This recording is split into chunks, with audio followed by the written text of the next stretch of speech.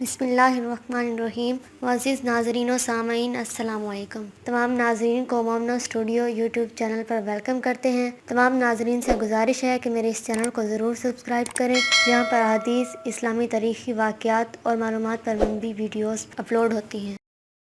فرعون جب دلائل کے میدان میں شکست کھا گیا، اس کے شبہات کا واضح جواب مل گیا اور اس کے پاس عناد اور ضد کے سوا انکار کی کوئی بنیاد نہ رہی، تو اس نے اپنی بادشاہت، اقتدار اور اختیارات کا رعب ڈالنا چاہا۔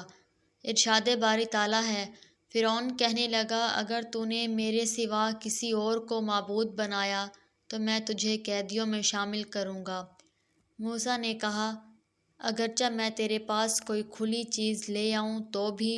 فرعون نے کہا، اگر تم سچوں میں سے ہو تو اسے پیش کر۔ آپ نے اسی وقت اپنی لاٹھی زمین پر ڈال دی، جو اچانک زبردست اژدہا بن گئی، اور اپنا ہاتھ کھینچ نکالا تو وہ بھی اسی وقت دیکھنے والوں کو سفید چمکیلا نظر آنے لگا۔ یہ وہ معجزے ہیں جن کے ساتھ اللہ نے موسیٰ علیہ السلام کی مدد فرمائی، یعنی عصا اور ید بیضا۔ اسی مقام پر اللہ تعالیٰ نے ایسی خرق عادات اشیاء ظاہر فرمائی جن کو دیکھ کر عقلیں ششدر رہ گئیں اور آنکھیں خیرہ ہو گئیں۔ جب آپ نے اپنی لاٹھی زمین پر پھینکی تو وہ بہت بڑا خوفناک سانپ بن گئی۔ یہ منظر اتنا دہشت زدہ کرنے والا تھا کہ ایک قول کے مطابق یہ معجزہ دیکھ کر فرعون شدید خوف زدہ ہو گیا۔ اسی طرح جب موسیٰ علیہ السلام نے گریبان میں ہاتھ ڈال کر نکالا تو وہ چاند کے ٹکڑے کی طرح چمک رہا تھا اور اس کے نور سے آنکھیں چندھیا رہی تھیں۔ جب آپ نے دوبارہ گریبان میں ڈال کر نکالا تو وہ عام حالت میں واپس آ چکا تھا۔ ان سب دلائل سے بھی فرعون کو کوئی فائدہ نہ ہوا، بلکہ وہ اپنے کفر پر اڑا رہا۔ اس نے ان معجزات کو جادو قرار دیا اور اس کا مقابلہ جادو کے ذریعے کرنا چاہا۔ اس نے اپنے ملک کے ان تمام جادوگروں کو جمع کرنے کے لیے آدمی بھیج دیے جو اس کی رعیت میں شامل تھے، لیکن اس کے نتیجے میں حق کی حقانیت مزید واضح اور پختہ ہو گئی۔